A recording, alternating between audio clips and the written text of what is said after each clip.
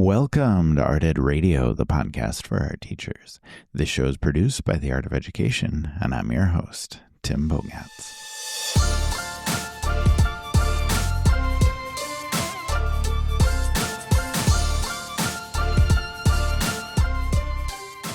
Earlier this year, I went to the NAEA conference in Louisville, Kentucky. It was a great time. I went to a ton of presentations, just trying to learn as much as I could, try and see as many people as I could. And the guest that I'm bringing on today had a presentation that really stood out to me.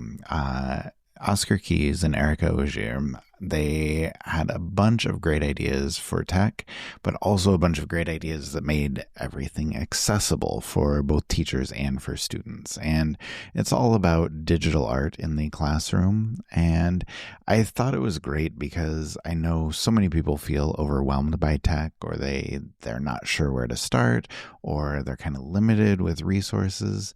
And, let me say, a lot of people are feeling that way. And so this episode, I'm hoping to get their perspective and their help on how to deal with those things. So they're going to walk us through some strategies on integrating some digital tools, and we'll try and do it in ways that feel approachable, but also effective.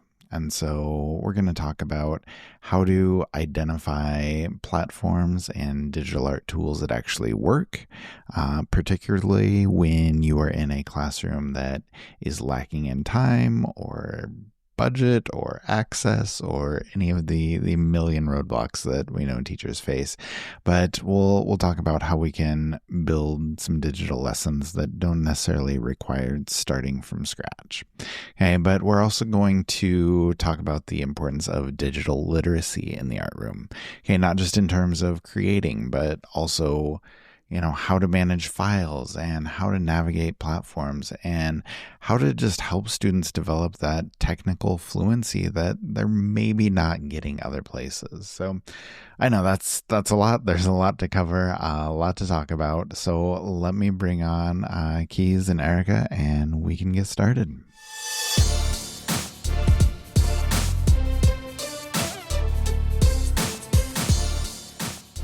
I am very excited to welcome Ogier and Erika Ogier. Keys, how are you today? I'm doing pretty well. How about yourself? Good. I'm great. I'm just thrilled to talk to both of you. Excited for this conversation. Erika, how are you? Doing great. Thanks for having us. Yeah. All right. So I guess to begin, I love to have all of our guests kind of give us a good introduction. So Erika, can I have you go first? And can you just tell us about yourself, your teaching, whatever it is you may want to share? Sure. My name is Erika Ogier. I teach in Chesterfield County, Virginia. I've been an elementary art teacher at Salem Church Elementary School for the last 10 years. Very nice. All right. Keys, what about you? Yeah, so I'm Oscar Keys. I'm the multimedia teaching and learning librarian at Virginia Commonwealth University, where I'm also affiliate faculty in the art education department, where I did my PhD. And basically, I like to joke that my job is just making people less afraid of technology by teaching it to them. So Nice. That's a great description. That's a great job description. I feel like that's, something that's key. So, now I talked in the introduction to the podcast about how I came to see your presentation at NAEA. Loved everything that you both were talking about. One of the things that I was really excited about that I think transfers well, that makes people less scared of things, is just the evaluation criteria that you're using when you're looking for tech tools or creative tech tools that can be used in classrooms. So I guess my question is, could you kind of talk through that criteria and just talk about, what makes a tool a good fit in a classroom? Sure. I guess I'll take that one. So within the public K-12 environment, there are a lot of limitations when it comes to Mhm. technology. And this is all on top of we're managing traditional materials. So we really need resources that fit with what we can afford, like budget wise, time-wise and even like within the structures of our IT departments. So when we were kind of putting together this project, and Keys came to me, and we really were trying to hone in on what I, as a boots on the ground educator, needed from these tools, we Hmm. developed this 5-point list. So to start off with, all of the programs that we have on our resource are free. A lot of our programs don't have those extra funds for extra software or extra hardware. So, you can't beat a free price point. Right. The other, the other thing is they need to be easy to use and learn. I like to say in our presentation, if I can't learn it, neither can the kids. So being able to not have to spend a lot of time going through and learning how to use a tool is really fantastic. Um, we also look for web-based. I'm not looking to download anything, especially because we use Chromebooks at my school. We do have iPads, but I prefer to use the Chromebooks just because the kids are they're readily accessible to the kids, and you Hmm. can't really download anything on Chromebooks anyway. So for it to be web-based is way more accessible. Number 4 is no logins, which is a requirement by my county. I know a lot of school districts do this to protect student data and privacy. And so none of ours have. Some of them have the ability to be logged into, but for us, it was as long as it's not a requirement to actually use the program, we're fine with that. And then I needed a wide range of tools. I don't need 12 image editors, no matter how Yeah. cool they are. Keys has a knack for finding really cool stuff, but I don't need 12 of them. Um, but yeah, so those were the 5 points that we kind of honed in on. Yeah. And I think one thing to just mention too, for folks who are trying to do this kind of research work of curating those tools, one of the things that, as someone who's like very tech oriented, I had a tendency, I think, to lean towards like the cool tool, or like this would be fun to bring into the classroom. Right. And it really took this partnership with Erika and getting that honest feedback of like, that's super neat, but like that just cost me like a 6-month headache and it didn't go anywhere. To Yeah. realize like I really needed to change how I was even thinking about searching for tools like this. And so, something is like, it's not always the newest, shiniest thing that's going to be the easiest to bring into a classroom. And you ultimately want the thing that the kids can use and that the teachers feel Right. confident to support. And I think that was really what was beautiful about putting these criteria together through our collaboration. Yeah, absolutely. And like I said, I think those criteria are super effective. I think they're a great starting point for teachers because, we have all these concerns. We have all these logistical issues that we're dealing with, like Erica said. And so I think having just like a clear vision of what we need can be so incredibly helpful as we look through those things. Now, Keys, I want to come to you with this question too, because as you said, you help people kind of overcome their fear. And I know that's a big stumbling block for a lot of people is that fear of technology or of the unknown when it comes to technology. So, when I saw your presentation, you all were talking about, suggesting starting with what helping teachers start with what they know. So can you share kind of how that mindset can help educators kind of overcome the fear or the intimidation, or just any other advice you have for people for, starting where they are or getting past that fear of technology or fear of the unknown? Yes, and that's such a good question, because I think sometimes we also make assumptions that like the kids, because they're younger, are already more tech savvy. And actually Right. we have found that digital art is a great opportunity for both teachers and students to learn alongside one another. Yeah. One of the things I always like to mention in our presentation is that digital nativity is a myth. It was a marketing ploy to try and sell more tech to kids, particularly iPads. And so this idea that like kids somehow have a better innate sense of technology is completely false. None of the research bears that out. And if anything, we're actually seeing drops in tech confidence with younger and younger kids. And so one of the things that I think is so great about the digital art tools that we don't get from things like Google Docs or Google Slides anymore is you have to know how to download and upload and change a Yes. file name, all these digital literacy skills that a lot of cloud-based applications that they're now learning in schools don't teach as well, because you don't have to, because everything's auto-saving into the cloud. And so what I've told Erica is that, like, I actually think these skills are the ones that are most important in that K-5 space, because if they don't learn it then I'm going to get them as college freshmen who don't know how to download things and save them into a different folder structure. So I think it's like everyone needs those skills. I think for teachers who are worried that I'm not a tech savvy person and I'm not a tech oriented person, I work with pre-service teachers, and one of the things that I talk to those students who are not don't see themselves as tech people is Mhm. like, this is an opportunity to just tell your students and be honest about it, that like, I really want to bring this medium into the class. There might be things that you discover about it that I don't know, and just kind of inviting that opportunity to learn together. And there's actually like a long tradition of digital art being a thing that does that. Like even in like the late Yeah. 90s, that Yeah. was the proposed solution for teachers who were new. The computers were new, and bringing them into the curriculum that way. I think it still stands because technology's got this weird element where it's always trying to do something new. So we're always having to learn as it updates. And so I think that's actually probably just like pedagogically the right orientation to that problem, which is like, I don't know, this thing updated today. I guess we're going to learn how to do that again together. Yep. Um, Yep. and I think that's kind of I think that's part of what goes with teaching any digital tool, is just being open to like relearning it or learning something new again as part of that process, and teachers being on board with that alongside their students. Yeah.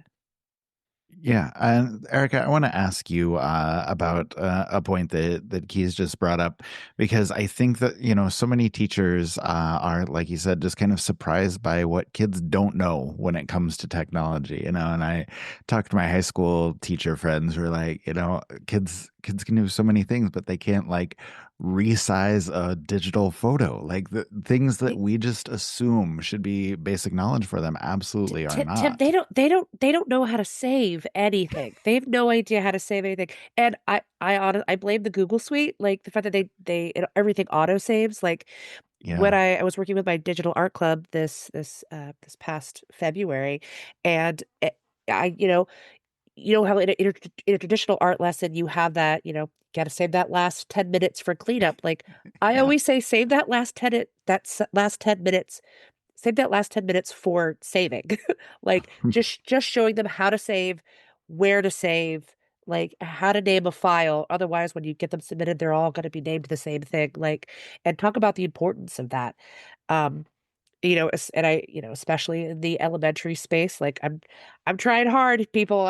I'm trying hard. So when they get to keys, they know how to save. They know how to organize files. So um, but yeah, it's really interesting because I was taught that too, that these kids know what they're doing because they're digital natives. They were born Mhm. with iPads and Chromebooks, but they weren't. They don't quite know. They can't even type. Um, so yeah, so I think that this is a really great, strong place to start. Is in the art classroom. It might be the best place to do this. I have a really good librarian friend who's does similar work to what I do. Her name's Emily Thompson, and she actually uses this idea when describing her college freshmen, which is like she finds that they're very technology dependent, but not necessarily technologically competent, and that Mhm. like technology is an interconnected part of their world, but they don't actually know how those systems work necessarily, or how to make it where it's not driving their life, that's something that's supporting it. And so that to me tracks kind of across the age groups. Yeah, absolutely. And that's an excellent point. And one thing that I've talked about on the podcast before, and just, I think about a lot is, we as teachers, especially teachers who don't know about technology, we just make that assumption, like you both have talked about, that kids know how to do everything. And so we don't bother to teach that. And then they just go on further and further without ever having learned. And so, yeah, I think, Eric, I love the suggestion of, cleanup time, but make it digital. I think that's a really smart way to do things. And so I appreciate that. And I think that's part of the really beautiful thing with doing digital art, and especially in the elementary space, because I have a lot of elementary art teacher friends, and they get really intimidated by the idea of doing digital art with, 7, 8, even like 6-year olds, right? Hmm. But the starting them younger with this and really getting to the basics. I feel like when you're a high school teacher, you can sometimes, or even the middle school level, you can be making assumptions about what kids and what they can and they can't do, especially when it comes Right, to basic right. computer skills. You can't really make an assumption about what a 6-year-old or a 7-year-old knows. They don't really know anything. So we can really start at the basics of, okay, this is what a download button looks like. This is what a Mm, save button looks like. mhm. Everybody find the Windows key. Everybody find the control key. Here's what Control Z does, which is one of the basics. I say, if you learn nothing else Yeah. from me, you will learn what Control Z does. So I feel like, especially starting at the elementary level, it can be a really beautiful thing to really get them working on those skills. And I encourage all elementary art teachers to incorporate some kind of digital art into their curriculum. It's really cool. Yeah, yeah, I love that. So, Erica, can you talk about maybe some of your favorite projects? I mean, beyond just teaching Control Z, like what are, what are your favorite things to teach? Like what projects have worked well for you? Like what, and I guess just thinking about those projects that have been successful, like can you talk a little bit about what has made them successful? Absolutely. I think starting at the very kind of beginnings of my digital art journey. I mean, I come from a little bit of a digital art background. I was a digital photography major when I was an undergrad, and when I Okay. got a job as elementary, I was like, "Well, guess I'm never using any of that again." But turned out to be completely false. Um, so it really kind of took hold during the COVID years when we were all virtual online. I was like, "Well, now's the time to really be getting them into the digital space because that's kind of all we have." So I started with this really great digital mural project where I literally had a photo of a wall at our school, and we used a program called Kleki. Kleki. You can also use something like Paint Sumo for this as well, and have them download the file and upload it. Again, those skills, Yeah. and had them literally Clicky is kind of a slightly more robust Microsoft Paint program, and literally just had them painting on a wall a mural that they would like to make.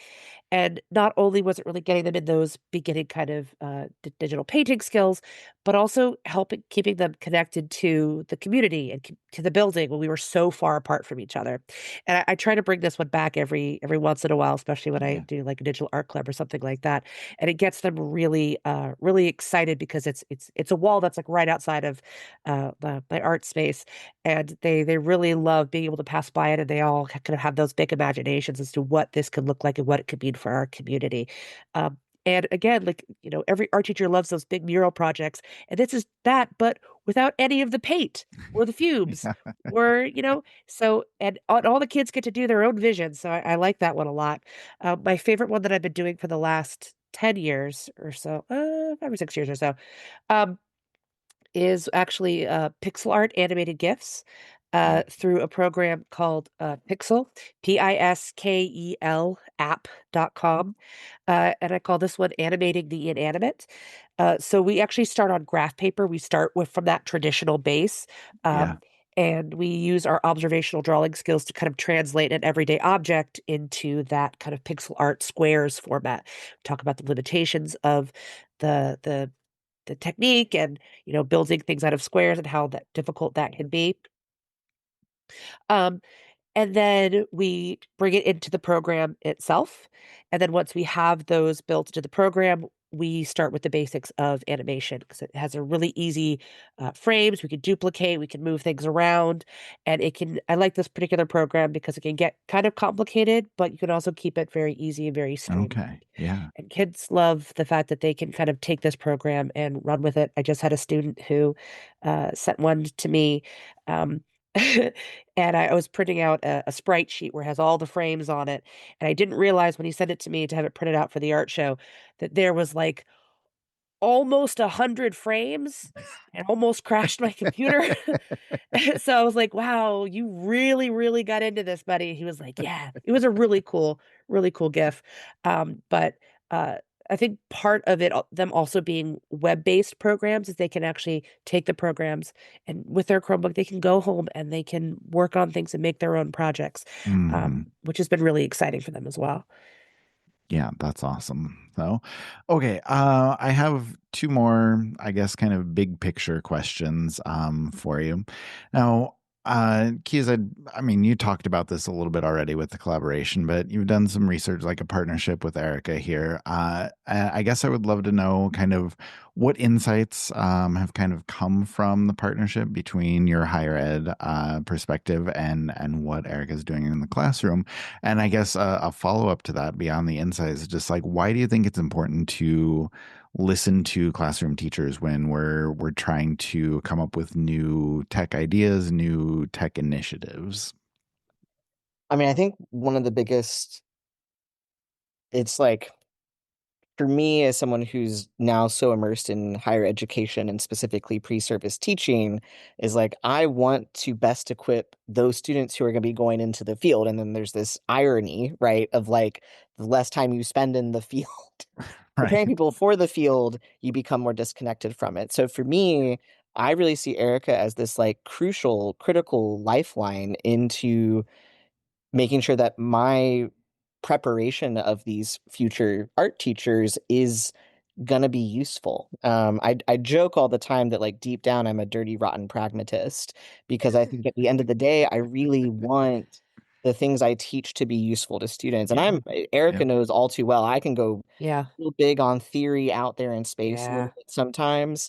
But at the end of the day, I want to make sure that like the pre-service teachers that I'm charged with preparing for the field have these skills that they can take into their classrooms.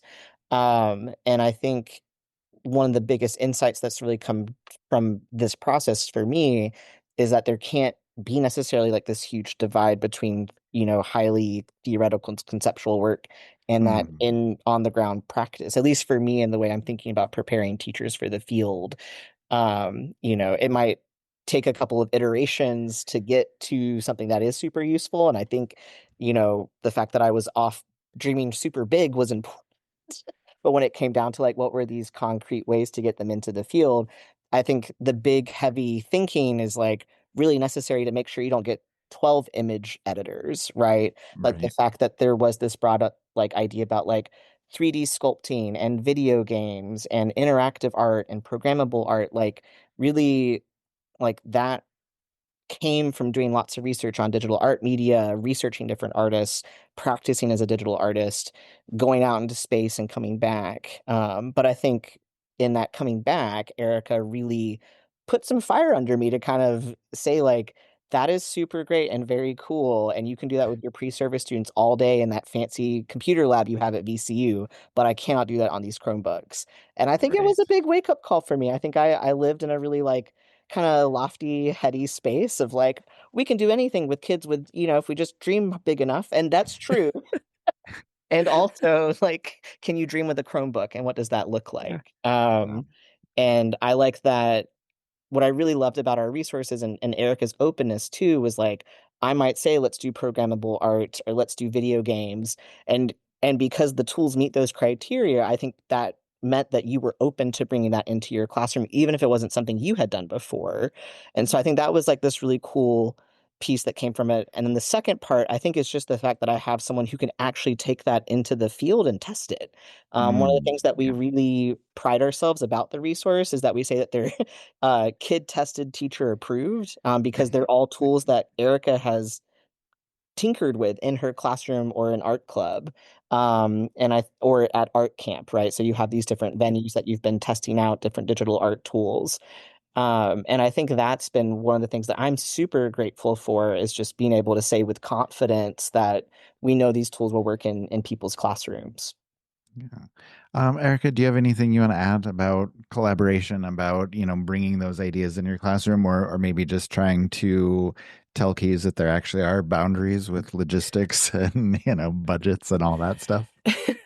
Yeah, I think I don't want to speak for all like K-12 boots on the ground educators, but I think there is felt kind of a gap between what we do in the classrooms and with higher education. I was told throughout like my grad school career that theory informs practice, practice informs theory, which, is true to a certain extent, but without communication between those who are like doing this like research and boots on the ground educators, the question is how can we make sure that the changes that practice are things that we actually need and also address the limitations of a K-12 public school setting? Like, you could bring me something really great, but if I can't make it work in the 45 minutes that I have with the children once a week, can I really use it? Or we'll even work on the Chromebooks, and also like the idea of it being accessible in a public school. And my school's a Title I school, and having these things be accessible to those with the greatest of limitations means as accessible as we can possibly make it. It's not accessible to all. It's just not accessible. So I think us having this collaboration, I always say that, you know, Keys is the one that keeps it like rigorous and academic, and I'm the one who keeps it practical and keeps it real and tries to keep it as grounded as possible. Uh, and I'm the buzzkill, but we gotta make it work with what we have. But it's what we have accomplished with this resource and how we've by talking to real educators, then being like, this is a thing that I have needed. And I was like, yeah, it was a thing that I needed too. And I'm really glad that we made it because it's been really useful. So that's why I enjoy this project as much as I have. Yeah, very cool. And then last question for you both. I would love to know, just kind of looking forward, like, what are you excited about when it comes to digital art in the future or bringing digital art into the classroom?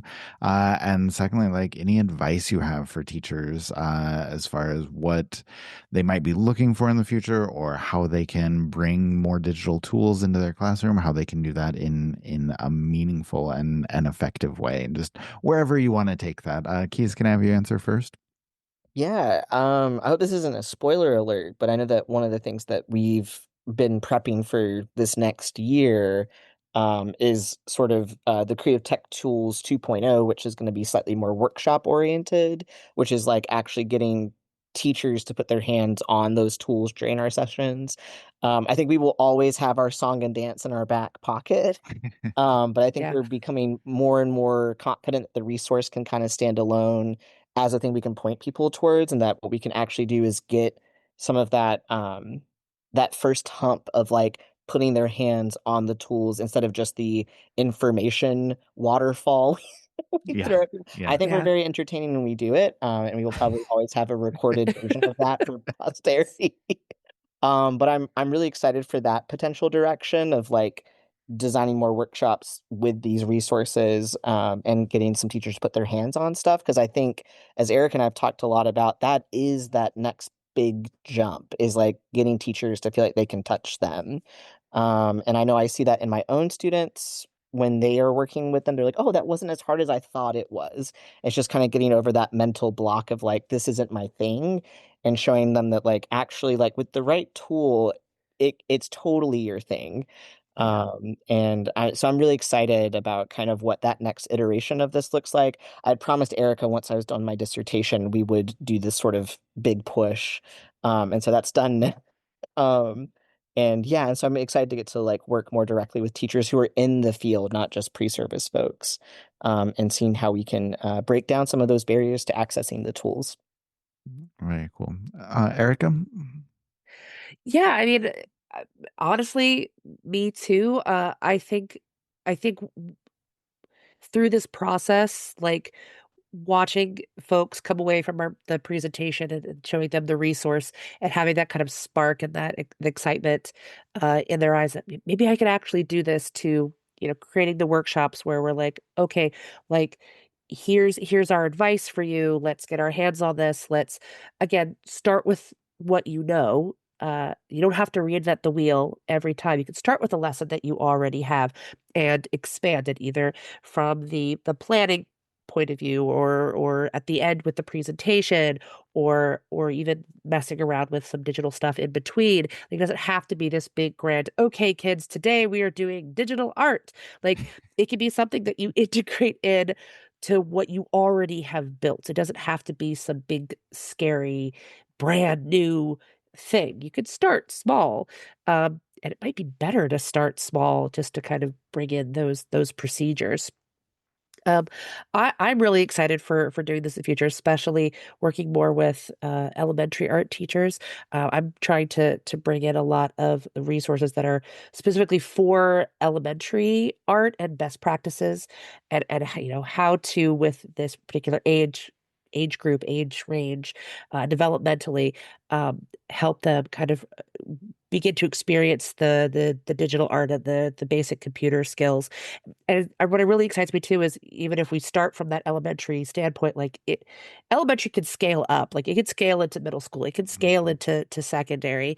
But if we start at the kind of beginning of it all, we can grow exponentially in the digital arts and really bring a lot of meaning to it. Oh, very well said. Very cool. Now, thank you both for everything that you've put together here. Like, you have some amazing ideas. I really appreciate you sharing them, and appreciate you coming on the podcast to talk about everything. So thank you both. Thanks for having us. Thank you so much for having us. All right. Thank you to Keys. Thank you to Erika. We appreciate that entire discussion. And I will make sure that I link you to Erika's website. So if you're interested, you can dive a little bit deeper, and we'll find other resources that can be helpful for you. So check the show notes for all of that. And I would say, just to kind of put a bow on this whole discussion, I think Keys and Erika really show us how digital art doesn't have to be intimidating. It doesn't have to be overly complex.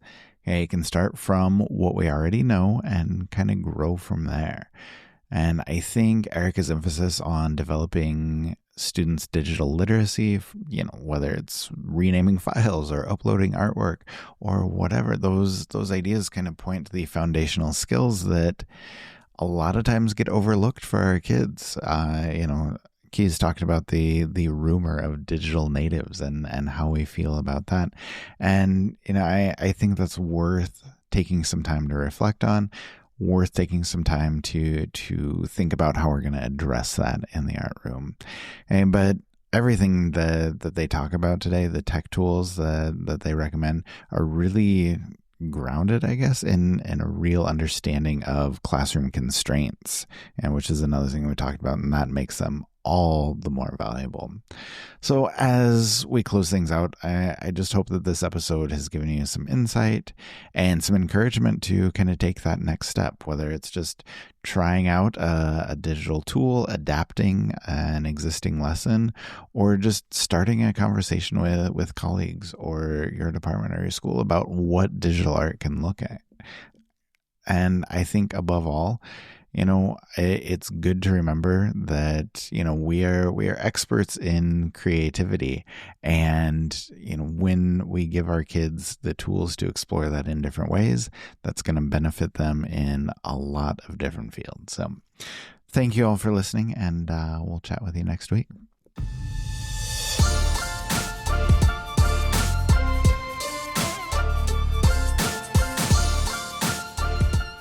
Art Ed Radio is produced by the Art of Education University with audio engineering from Michael Crocker. Please be sure to subscribe so we can join you again. And if you love the show, please jump over to Apple Podcasts, Spotify, wherever you listen, and give us a 5-star rating. Maybe even leave us a review. We'll be back next week with the mailbag episode with Amanda, and we will talk to you then.